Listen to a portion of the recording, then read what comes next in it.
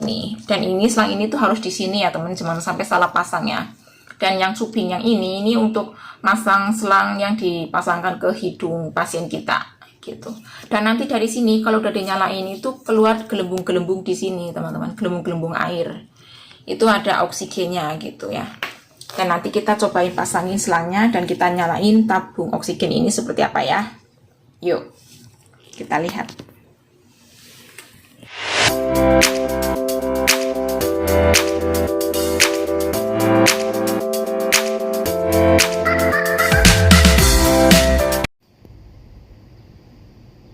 Assalamualaikum warahmatullahi wabarakatuh. Salam santun, salam sejahtera untuk sahabat di seluruh dunia. Semoga selalu dalam kebaikan, tidak kurang serta apapun.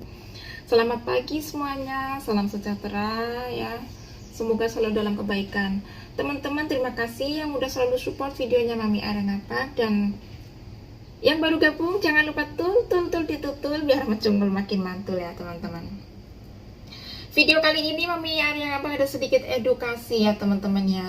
Mudah-mudahan ini bermanfaat bagi teman-teman kita yang baru belajar masang tabung oksigen untuk membantu pernafasan bagi pasien yang memiliki sakit paru-paru ya. Khususnya infeksi paru-paru itu udah pasti harus menggunakan tabung oksigen sebagai alat bantu pernafasannya ya.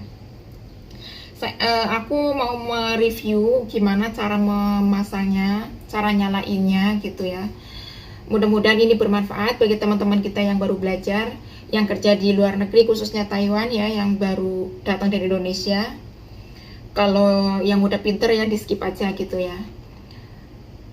Ini sedikit dari pengalaman kerjaku di sini, mudah-mudahan bermanfaat. Karena saya bukan ahlinya, bukan pakarnya, jadi saya hanya menerangkan sesuai dengan pengalaman yang saya dapatkan ya teman-teman. Kalau ada kekurangan, ada kesalahan, mohon dimaafkan ya. Karena ini hanya sekedar sharing dari apa yang selama ini aku kerjakan di sini di Taiwan ya, menjaga orang sakit dan membutuhkan pertolongan dengan menggunakan alat bantu oksigen karena sakit paru-paru yang udah parah ya.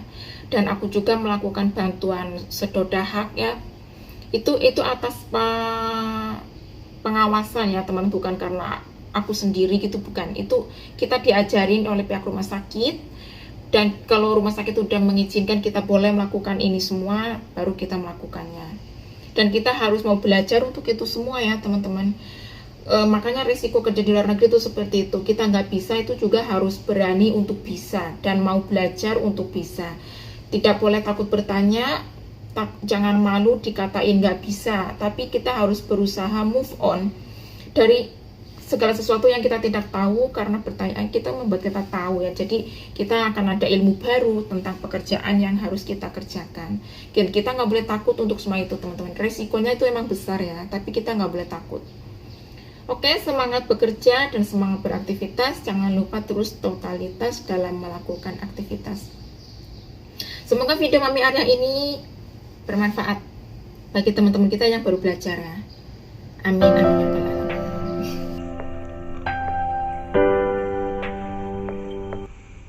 Nah teman-teman, ini dia tabung oksigennya ya. Ini tabung gelasnya diisi sama air biasa ya. Fungsinya itu juga manfaat banget. Nah ini tabung oksigennya seperti ini ya teman-teman. Dia tuh punya roda. Nah seperti ini.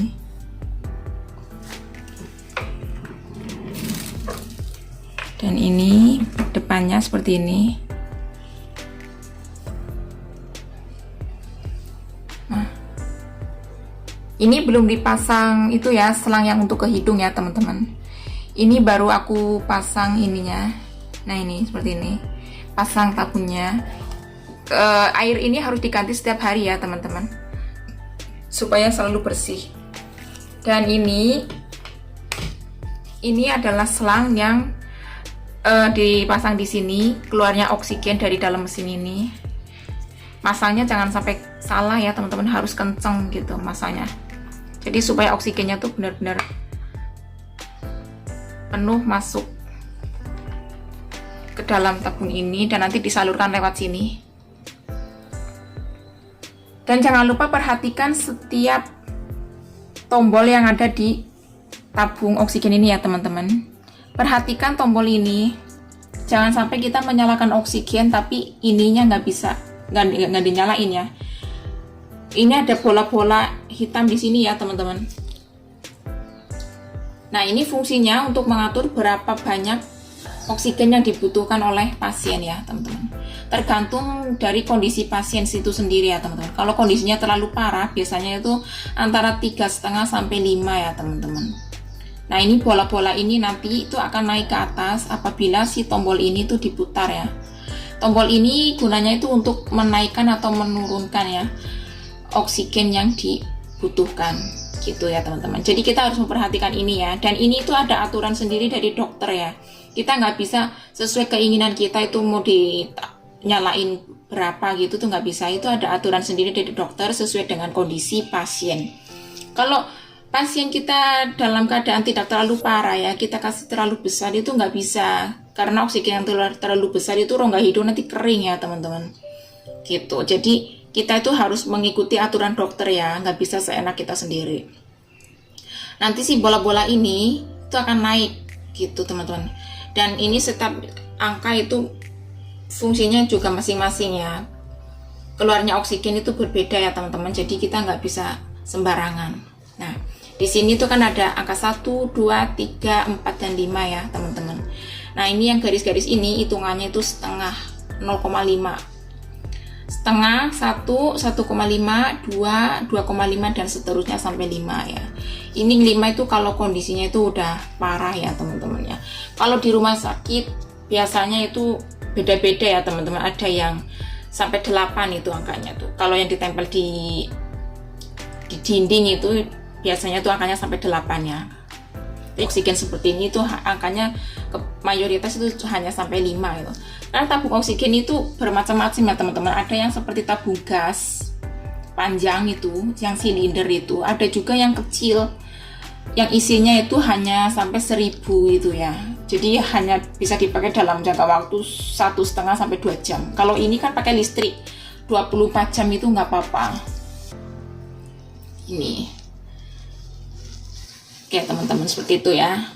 Dan yang paling utama itu pada pemasangan selang ini ya teman-teman. Nah, selang ini harus dipasang tepat, nggak boleh kendor gitu. Masangnya tuh harus benar-benar nancep supaya oksigennya itu nggak bocor ke mana-mana. Jadi tepat langsung masuk ke sini. Dan ini selang ini tuh harus di sini ya teman, jangan sampai salah pasang ya. Dan yang subing yang ini untuk masang selang yang dipasangkan ke hidung pasien kita gitu. Dan nanti dari sini kalau udah dinyalain itu keluar gelembung-gelembung di sini teman-teman, gelembung-gelembung air. Itu ada oksigennya gitu ya. Dan nanti kita cobain pasangin selangnya dan kita nyalain tabung oksigen ini seperti apa ya. Yuk, kita lihat. Kita coba pasangkan di sini ya. Ini kita colokin. Nah, colokin udah pasti ya colokannya seperti ini. Kalau colokan di Taiwan itu berbeda ya teman-teman. Di Taiwan itu colokannya gepeng seperti ini.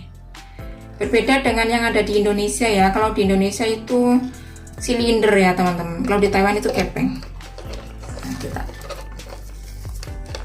Nah, kita pasangin di sini. Lakan.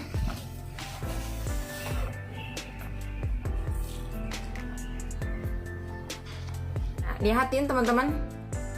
Ada 2 selang ya. Ada 2 selang, yang satu ke arah mesin dan yang satunya lagi itu ke arah hidung pasien yang akan kita pasang oksigen. Jadi jangan sampai salah pasang, nggak boleh selang ini pasang di sini, selang ini pasang di sini, nanti nggak akan ada oksigen yang masuk. Oke teman-teman.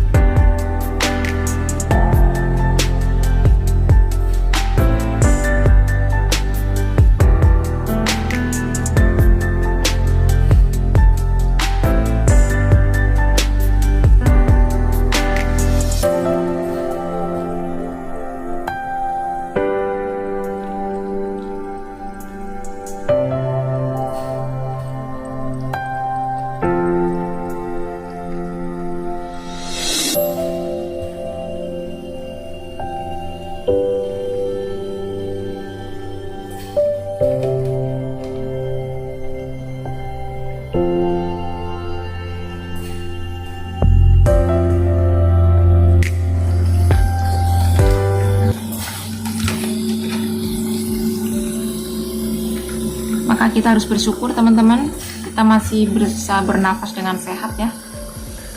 Untuk selangnya juga bisa dikondisikan ya teman-teman. Kalau misalkan dibutuhkan selang yang panjang itu bisa ada ukuran sampai 5-6 meter ya. Dan ini yang pendek itu sekitar 2,5 meter.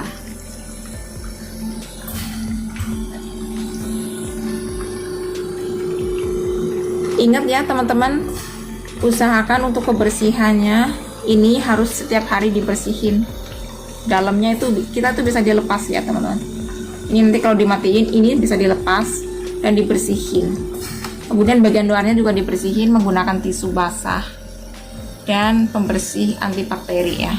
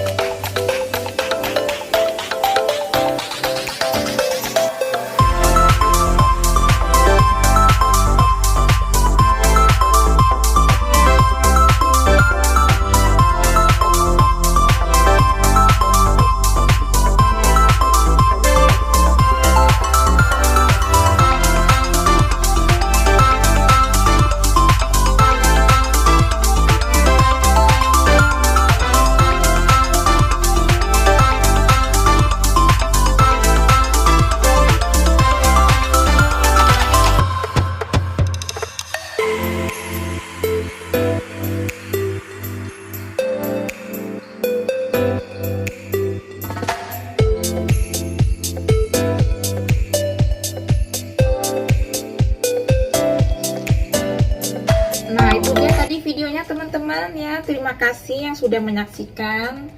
Semoga bermanfaat, ada ilmunya, mudah-mudahan ya, mudah dipahami, mudah-mudahan, karena aku menjelaskannya juga dengan cara yang sangat singkat, nggak berbelit-belit ya. Sebenarnya itu kalau orang yang baru belajar itu susah ya, soalnya harus benar-benar benar, nggak boleh nggak benar. Kalau kita salah melakukan kesalahan itu ya juga akibatnya tuh fatal. Makanya kita dari sekecil apapun hal yang kita pelajari gitu ya, kita harus benar-benar fokus dalam belajar. Jadi kedepannya nanti kita tuh memudahkan diri kita sendiri ya teman-teman. Pokoknya jangan takut belajar, jangan takut bertanya. Kalau kita emang nggak bisa, kita harus bertanya. Sudah benar belum seperti ini? Kita tanyakan pada orang yang benar-benar mengerti. Jadi untuk soal kerjaan kita tuh nanti nggak diragukan lagi ya teman-teman. Soalnya seperti ini kan menyangkut nyawa orang ya gitu. Jadi apapun yang harus kita pelajari ya berusahalah kita bekerja maksimal, fokus dan totalitas. Nanti orang itu akan melihat hasil kerja kita tanpa kita merekayasa. Oke teman-teman, terima kasih udah berkenan nonton, sudah berkenan mendukung channelnya Mami Ania Ngapak ya. Mudah-mudahan ada ilmunya yang bisa dimanfaatkan ya. Kalau enggak juga ya di skip aja, sekedar berbagi ya. Akhir kata, wassalamualaikum warahmatullahi wabarakatuh. Jangan pernah takut belajar dan jangan pernah takut untuk bertanya, karena itu akan membuat kita menjadi bisa ya teman-teman. Semangat berkarya.